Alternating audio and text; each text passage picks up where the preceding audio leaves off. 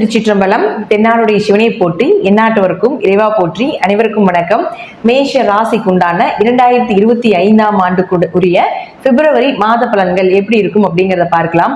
மேஷ ராசி, உங்க ராசி அதிபதி செவ்வாய், உங்களை ஆளக்கூடிய கிரகம் செவ்வாய். நீங்க என்ன செயல்கள், என்ன மாதிரி கேரக்டர்ல இருப்பீங்க அப்படிங்கிறது இந்த செவ்வாயினுடைய தன்மையை பொறுத்துதான். அப்ப இந்த செவ்வாய் பாத்தீங்கன்னா மாதம் மாதம் மாறக்கூடிய ஒரு மாத கிரகமாக தான் இருக்கிறதுனாலையும் இந்த செவ்வாய் எப்படி மாறுகின்றாரோ அதை போலதான் உங்களுடைய வாழ்க்கை நிலையும் இருக்கும் அப்படிங்கிறது அமைப்பு உண்டு. இப்ப செவ்வாயானவர் பாத்துட்டீங்கன்னா இது உங்க ராசி, உங்க ராசிக்கு 3ஆம் வீட்டுல இருக்காரு. எப்பவுமே 3ஆம் வீட்டுல செவ்வாய் இருக்கிறது நீங்க செய்யக்கூடிய காரியங்கள் ஜெயமாகிறது, நீங்க செய்யக்கூடிய விஷயங்கள் எல்லாமே உங்களுக்கு சாதகமாக வர்றது, உங்க கூட பிறந்தவர்கள் மூலமாக உங்களுக்கு உதவிகள் கிடைப்பது, இதெல்லாமே செவ்வாய் 3ல் இருந்தால் நடக்கும். ஆனா 24ஆம் தேதி வரைக்கும் பாத்தீங்கன்னா வக்ரகதியில் இருக்கிறார். அப்ப வக்ரகதி அப்படின்னா ஆப்போசிட்டா திரும்பி நிற்கிறார் அர்த்தம், கோபமாக இருக்கிறார் அப்படிங்கிறது அர்த்தம். அப்ப ராசி அதிபதி வக்ரகதியில் இருக்கும் பொழுது எதை செய்தாலும் யோசிச்சு செய்யுங்க. நீங்க நல்லதே செய்தாலும் அது மற்றவர்களுக்கு ஒரு நல்ல செயல் இல்லாத மாதிரிதான் தெரியும், மற்றவர்களுக்கு எதிராகத்தான் அது செயல்படுத்துமே தவிர நீங்க யாருக்கு எதை செய்தாலும் கொஞ்சம் யோசிச்சு பொறுமையாக செய்வது என்பது ஒரு சிறப்பான விஷயமாக இருக்கும். அதே போல 8ஆம் அதிபதியும் செவ்வாயே ஆகிறதுனால 8ங்கிறது உங்களுக்கு என்ன மாதிரி விஷயங்களை கொடுக்குன்னா திடீர் அதிர்ஷ்டங்கள், திடீர் பண வரவுகள், மறைமுகமாக இருக்கக்கூடிய உயில் சொத்து சார்ந்த விஷயங்கள், இது எல்லாமே மறைந்த பொருள் எல்லாமே 8 தான். புதையல் ரகசியம் கூட 8ஆம் இடம் தான். அப்ப அவரும் வக்ரமாக இருக்கிறதுனால கொஞ்சம் உங்களுடைய ரகசியங்கள் தேவையில்லாம வெளியே யாராவது சொன்னீங்கன்னா இது பல மடங்காக பூகம்பமாக வெடிச்சு ரகசியம் எப்படி போயிருங்க எல்லாத்துக்கும் தெரியற மாதிரி ஆயிரும். அதனால முடிந்த அளவுக்கு இந்த 24ஆம் தேதி வரைக்கும் யாருக்கிட்டையும் உங்களுடைய ரகசியங்களை சொல்லாம இருக்கிறது ரொம்ப சிறப்பு. அதற்கு மேல பாருங்க, 24ஆம் தேதிக்கு மேல செவ்வாய் வக்ர நிவர்த்தி ஆகிறார்.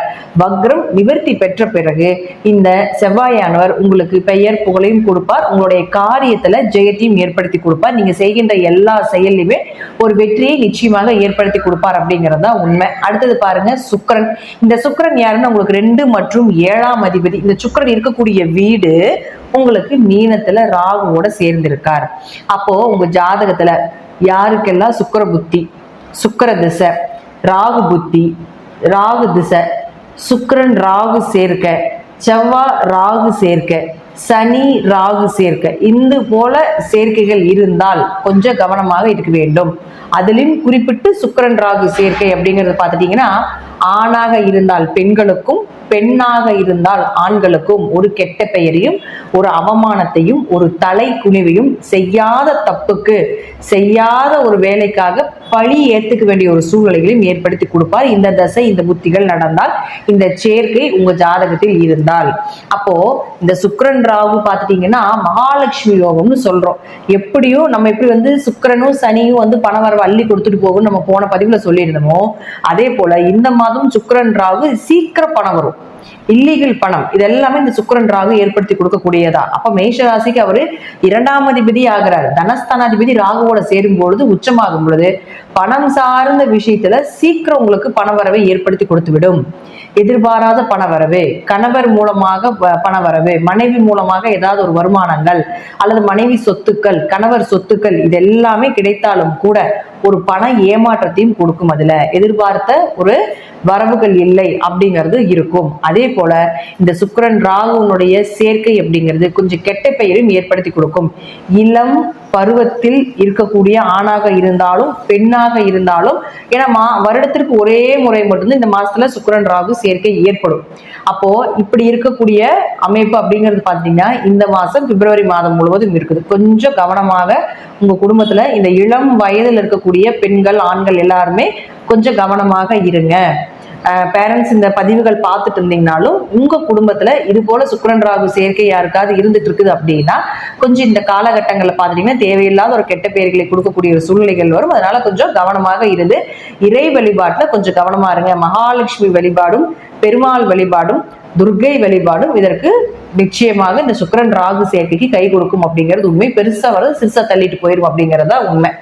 அதே போல 7ஆம் அதிபதி போய் 12ல உச்சமாகுதுன்னா யாராவது கணவரோ அல்லது மனைவியோ வெளிநாடோ வெளியூரோ போகிறதுக்கு ஏதாவது ட்ரை பண்ணிட்டு இருந்தீங்கன்னா இந்த மாதங்கள் அதை நீங்க ட்ரை பண்ணும் பொழுது நிச்சயமாக அது உங்களுக்கு சாதகமாக வரும். தீர்த்த யாத்திரை, உள்ளூர்ல இருந்து வெளியூர் எங்காவது நீங்க பயணங்கள் போறது, அதே போல ஒரு டூர் மாதிரி போறது, ஃபேமிலி டூரா போறது, அல்லது ஆன்மீக குழுவோட டூர் எல்லாம் போவோம் இல்லைங்களா, அதுக்கு எல்லாமே ஒரு சிறப்பான மாதமாக நிச்சயமாக ஏற்படுத்தி கொடுக்கும் இந்த சுக்கிரன் ராகு சேர்க்கை கூட. அப்ப 2ஆம் அதிபதியே 12ல போய் உச்சமாகும் பொழுது பண வரவும் உண்டு, அதற்கு உண்டான விரயங்களும் உண்டு அப்படிங்கறத சொல்லுது. அடுத்தது பாருங்க புதன். இந்த புதன் அப்படின்னு சொல்லக்கூடியவர் பாருங்க மகரத்துல இருக்கிறார். 3-6 கூடியவராகி மகரத்துல இருக்கிறார் 11ஆம் தேதி வரைக்கும். 11ஆம் தேதிக்கு மேல பாத்தீங்கன்னா கும்பத்துக்கு போறார்.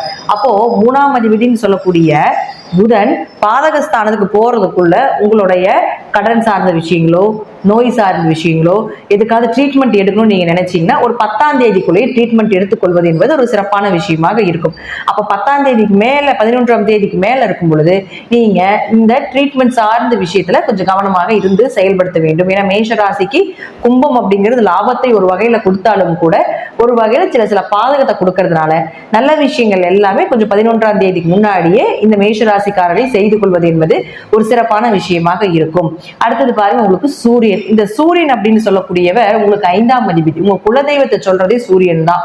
உங்க குடும்ப ஒற்றுமை, உங்களுடைய குழந்தைகள், உங்களுடைய கலை, உங்களுடைய ஞானம், உங்களுடைய திறமைகள், இதெல்லாமே சொல்றது உங்க ஜாதகத்துல சூரியன் தான். இந்த சூரியன் ஆனவர் பாத்துட்டீங்கன்னா 10ஆம் இடத்துல இருக்கார், கர்மஸ்தானத்துல இருக்கார். அப்போ இந்த 5 கூடையவர் 10ஆம் வீட்டுல 12ஆம் தேதி வரைக்கும் இருக்கிறார். 5-10 தொடர்பு ஏற்படுறதுனால குழந்தைகள் மூலமாக தொழில் சார்ந்த விஷயங்கள், குழந்தைகளுக்கு தொழிலை கொடுக்கறது, அதே போல பாத்தீங்கன்னா 5-10 தீர்த்த யாத்திரைகள், வழிபாடு, இது எல்லாமே குடும்பத்தோட போயிட்டு வரக்கூடிய ஒரு அமைப்பு, இதெல்லாமே ஏற்படுத்தி கொடுப்பார். அடுத்தது இத்தனை நாள் நீங்க உழைத்தீங்க இல்லையா, இந்த உழைப்புக்கு உண்டான ஒரு வருமானம், ஒரு லாபங்கள் எப்ப கிடைக்குன்னு பாத்தீங்கன்னா 12ஆம் தேதிக்கு மேல இந்த சூரியன் கும்பத்துக்கு போகும் பொழுது கிடைக்கும். அப்ப 5 கூடையவர் 11க்கு போகிறார். அப்ப எப்படி இருப்பாரு? குழந்தைகள் மூலமாக லாபம். 5-11 தொடர்பு ஏற்பட்டாலே குல தெய்வத்தின் மூலமாக ஒரு லாபங்கள், குலதெய்வ கோயில் கட்டுமான பணிக்கு உதவி செய்யக்கூடிய ஒரு அமைப்பு. அதே போல 5-11 தொடர்பு ஏற்படும் பொழுது ஏதாவது ஒரு வகையில குடும்பம் ரீதியாக உங்களுக்கு பண வரவு, மகிழ்ச்சி, சந்தோஷங்கள், குடும்பத்துக்கு தேவையான பொருட்களை வாங்கி கொடுப்பது, குடும்பத்தினுடைய ஆசைகளை நிறைவேற்றுவது, குலதெய்வத்தினுடைய ஆசைகளை நிறைவேற்றுவது, இது எல்லாமே உங்களுக்கு 11ஆம் தேதிக்கு மேல நிச்சயமாக நடப்பதற்குண்டான வாய்ப்புகளும் இந்த சூரியனால் உங்களுக்கு ஏற்படுத்தி கொடுப்பார். அடுத்தது உங்களுக்கு செவ்வாய். இந்த செவ்வாய் நம்ம முதல்லயே சொல்லியிருப்போம். அடுத்தது பாருங்க குரு பகவான். இந்த குரு அப்படின்னு சொல்லக்கூடிய 9 மற்றும் 12ஆம் அதிபதி. இந்த 9 மற்றும் 12ஆம் அதிபதியான குரு பகவான் பாருங்க பிப்ரவரி மாதம் 4ஆம் தேதியோட வக்ரம் நிவர்த்தி ஆகிறார். மிகப்பெரிய ஒரு ஜாக்பாட் மேஷராசிக்கு. ஏன்னா உங்களுடைய 9ஆம் இடம் அப்படிங்கிறது பாருங்க பாக்கியத்தை கொடுக்கக்கூடிய ஒரு கிரகம். உங்களுடைய பாக்கியங்கள் எல்லாமே 9ஆம் இடம் தான். அப்ப இந்த 9ஆம் இடத்து அதிபதி யாரு? குரு வக்ரமாகி பெரிய தொல்லைகள், பூர்வீகம், அப்பா மூலமாக அப்பாவுக்கு உதவிகள் செய்ய முடியாம போறது, அவர்களுக்கு பூர்வீக சொத்துல பிரச்சனைகளை கொடுத்தது, அதே போல பாருங்க அப்பாவுக்கு மருத்துவ செலவுகள் கொடுத்தது, உங்களுக்கும் தந்தை உறவுகள் மூலமாக, உங்களுடைய குரு உறவுகள் மூலமாக நிறைய ப்ராப்ளத்தை எல்லாமே இந்த குரு வக்ரமாகிறப்ப கொடுத்திருப்பார். அப்போ இது வக்ரம் நிவர்த்தி ஆகிறார் 4ஆம் தேதிக்கு மேல. அப்போ மேஷராசியை பொறுத்த வரைக்கும் பாத்துட்டீங்கன்னா இந்த பிப்ரவரி 4ஆம் தேதிக்கு மேல இந்த பூர்வீகம் சம்பந்தப்பட்ட பிரச்சனை இருந்த தடங்கள் எல்லாம் விலகிறது, இடம் சார்ந்த பிரச்சனைகள், நிலம் சார்ந்த பிரச்சனைகள், ஒரு உயர்கல்வி படிக்க முடியாம போனது, படிப்புல கொஞ்சம் மந்தமானது, பணம் சார்ந்த விஷயங்கள், நகை சார்ந்த விஷயத்துல எல்லாம் பாத்துட்டீங்கன்னாலே பிரச்சனைகள் இருந்தது எல்லாமே நிவர்த்தியாக போகுது மேஷராசிக்காரர்களுக்கு. அதுவே உங்களுக்கு 12ஆம் அதிபதியாக இருக்கிறதுனாலையும் 12ஆம் அதிபதி 2ல இருந்து நிறைய விரயத்தை கொடுத்துட்டே இருந்திருப்பாரு. ஆனாலும் அது ஒரு ஆன்மீக விரயமாகவும் நிறைய தான தர்மங்களுக்கு தான் நிறைய செலவு பண்ணிருப்பீங்க அப்படிங்கிறது காட்டுது. அப்போ அதே 12ஆம் அதிபதியான குரு உங்களுக்கு வக்ர நிவர்த்தி ஆனதுக்கு அப்புறம் நீங்க சம்பாதிக்கக்கூடிய பணம் எல்லாமே உங்களுக்கு ஓரளவுக்கு சேஃப்டி ஆகிறதுக்கு உண்டான வாய்ப்பை நிச்சயமாக ஏற்படுத்தி கொடுப்பார். அப்ப இதற்கு மேல பூர்வீக சொத்தை பத்தி பேசுங்க. இதற்கு மேல பிப்ரவரி 4ஆம் தேதிக்கு மேல உங்களுடைய தேவைகள் எல்லாமே நீங்க கேளுங்க. பணம் சார்ந்த விஷயங்கள், நகை சார்ந்த விஷயங்கள், ஒரு மதிப்பு, மரியாதை, இது எல்லாமே பிப்ரவரி 4ஆம் தேதிக்கு மேல மேஷ ராசிக்காரர்களுக்கு இயற்கையாகவே நடக்கும். குடும்ப சண்டை எல்லாமே பிப்ரவரி 4க்கு மேல நிவர்த்தியாகி ஒரு குடும்பத்துல ஒரு சந்தோஷமான ஒரு வாழ்க்கை அப்படிங்கிறது 4ஆம் தேதிக்கு மேல நீங்க எதிர்பார்க்கலாம் அப்படிங்கறது அமைப்பு. அதே போல சனி பகவானை பொறுத்த வரைக்கும் நம்ம முதல்லயே சொல்லியிருப்போம், சனி பகவான் இங்கேயே தான் இருக்க போகிறார், கும்பத்திலேயே தான். அது வரைக்கும் ஏதாவது ஒரு வழியில உங்களுக்கு ஜீவனத்துக்கும் ஏதாவது ஒரு வழியில லாபத்துக்கும் குறைவில்லாம இருப்பாங்க அப்படிங்கிறது அமைப்பு. மார்ச் மாதம் 29ஆம் தேதி தான் உங்களுக்கு ஏழரை சனி வர்றதுனால இப்ப இருந்தே நீங்க கொஞ்சம் அதற்கு ரெடி ஆயிக்கோங்க.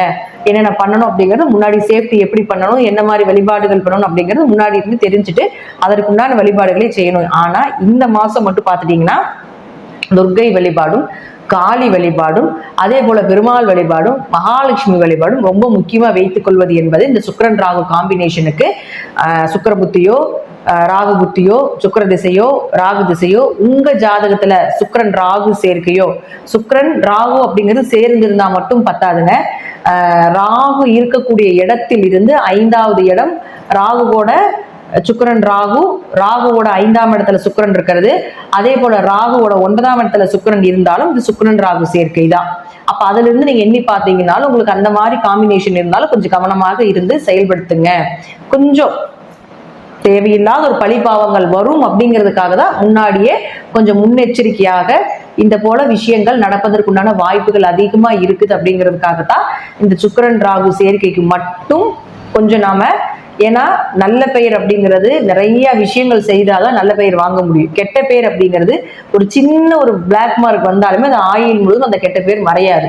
அப்ப இந்த சுக்கிரன் ராகுல தேவையில்லாத கெட்ட பேரை கொடுத்துரும். அதெல்லாம் வாழ்க்கை முழுவதும் மறையாம ஒரு பெரிய வடுவாக இருக்கக்கூடாது அப்படிங்கிறதுக்காக தான் முன்னெச்சரிக்கையாக இந்த வழிபாடுகள் பண்ணுங்க.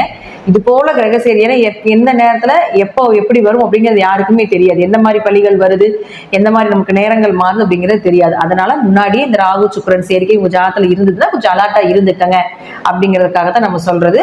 நன்றி. மீண்டும் ஒரு நல்ல பதிவுல சந்திக்கலாம். திருச்சிற்றம்பலம், தில்லையம்பலம், ஸ்ரீ நரசிம்ம திருடிகளே சரணம்.